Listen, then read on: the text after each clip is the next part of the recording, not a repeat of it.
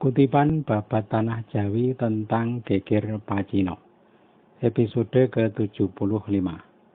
Raja Pakubuwono II kembali bertakhta di Kartosuro. Pasukan Kumpeni di bawah arahan Kumendur telah menempati Sitinggil. Kapten Hohendorp diperintahkan menjemput Sang Panembahan Brawijaya. 3 brigade pasukan Kumpeni menyertai Hohendorp. 1 brigade dipimpin Letnan Owis, terdiri dari serdadu berbangsa Belanda. 1 brigade dari Bali dipimpin Kapitan Barak. Dan 1 brigade Kumpeni Islam dipimpin Kapitan Daeng Mabelah. Sesampai di kediaman Kasurobratan, Kapten Hohendorp merangkul Sang Panembahan sambil menangis.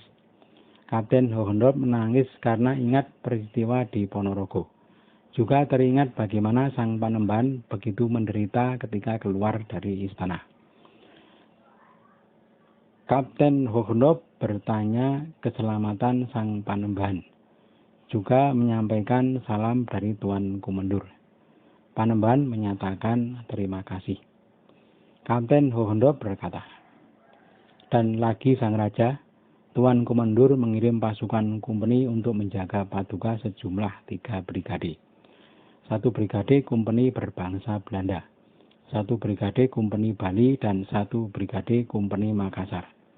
Kepala pasukan Kumpeni adalah Alperes Wes dahulu, sekarang sudah diangkat menjadi letnan." Letnan Owis kemudian dihadapkan kepada Sang Panembahan. Letnan Owis maju dan mengaturkan sembah. Kapten Hohendorp berkata lagi, "Kalau Paduka telah berkenan, Paduka dipersilahkan masuk ke istana. Besok pagi saudara Paduka Tuan Kumendur akan menyambut Paduka." Panembahan berkata, "Kapten, engkau katakan kepada Tuan Kumendur, aku mengucapkan terima kasih. Kalau dia meminta kepadaku untuk masuk ke istana besok pagi, aku sangat gembira. Besok pagi jemputlah aku. Sungguh aku akan segera berangkat." Kapten Hohendorp kemudian kembali ke Sitinggil. Kepada Tuan Kumendur, Kapten menyampaikan salam dari Panembahan. Juga kesediaan Sang Panembahan untuk masuk istana besok. Tuan Kumendur segera menyiapkan penjemputan. Sebanyak 2 brigade pasukan Kumpeni diberangkatkan untuk menjemput Sang Panembahan. Sesampai di Kasurobratan, Panembahan telah siap berangkat. Maka berangkatlah Panembahan dengan pengawalan pasukan Kumpeni dan para punggawa. Tuan Kumendur telah bersiap menyambut Sang Panembahan di pagelaran. Sang Panembahan bersalaman lalu dibawa masuk ke bangsal Pangrawit. Setelah berhenti sebentar, Tuan Kumendur segera mempersilahkan Panembahan masuk ke dalam puri. Di dalam puri, Kanjeng Ratu Ageng menyambut sang putra. Sang Panembahan dipeluk dan dicium berkali-kali. Sang Panembahan kemudian bertakhta di pendopo dan kembali menjadi Raja Kartosuro. Tuan Kumendur berkata, "Musuh Paduka pasukan Cina jangan dikhawatirkan lagi. Kalau sudah pasti tempatnya, Kumpeni yang akan menumpas mereka." Tuan Kumendur kemudian minta pamit keluar dari puri dan kembali ke pondokannya. Saat masuknya kembali Sang Raja ke dalam keraton pada hari Sabtu, tanggal 22 bulan Syawal tahun Alif. Peristiwa itu ditandai dengan sengkalan tahun Pandito Nenem Angrasani Ratu, yang melambangkan tahun Jawa 1667 atau bertepatan dengan tahun Masehi 1742 atau 43. Sore harinya Raden Arya Pringgoloyo memberitahu Sang Raja bahwa Prabu Kuning atau Raden Mas Garendi sekarang berada di Yogya dan sudah menaklukkan beberapa wilayah Mataram. Sang Raja kemudian memanggil Kapten Hohendorp untuk menghadap ke istana. Sesampai di hadapan Sang Raja, Hohendorp menyarankan agar musuh segera digempur. Berkata Kapten Hohendorp, "Bila Paduka berkenan, pasukan Surabaya yang berangkat dengan pimpinan Raden Arya Pringgoloyo dan Panji Tohjoyo." Sang Raja berkata, Baiklah, Kapten, segera beritahukan kepada si Aryo Pringgoloyo dan Panji Tohjoyo agar mereka memimpin pasukan mancanegara dan Surabaya. Kapten Hohendorp dan Aryo Pringgoloyo segera keluar dan menemui Tuan Kumendur. Semua perintah sang raja telah disampaikan. Sang raja setuju kalau Raden Aryo Pringgoloyo yang memimpin pasukan dari Kartosuro untuk menggempur musuh di Mataram. Tuan Kumendur lalu berkata kepada Pringgoloyo,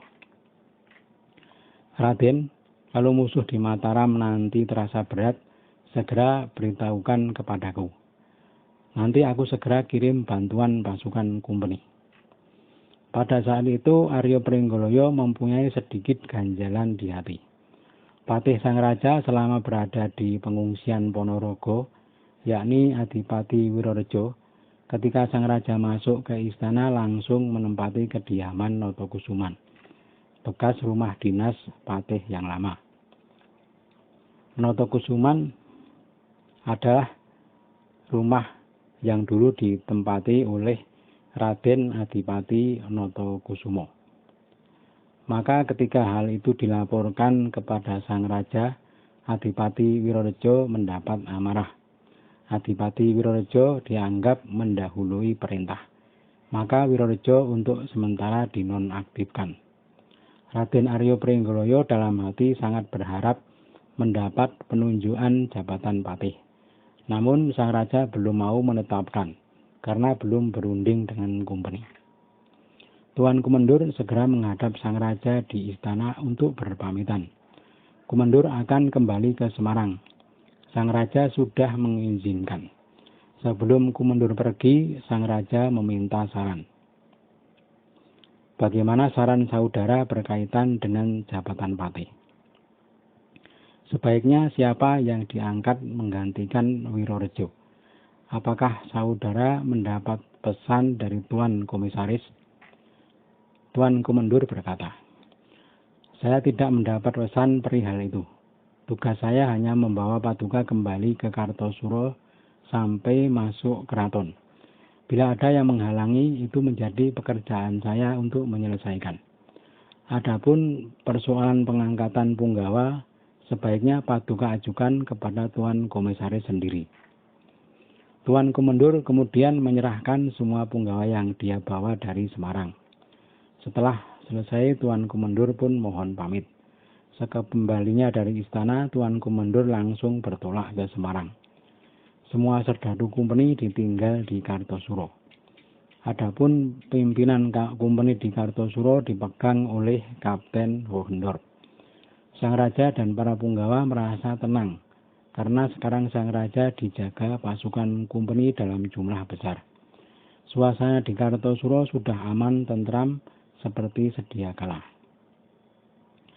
Ketika suasana sudah aman, Ratu Ageng teringat peristiwa ketika terjadi kekacauan dulu.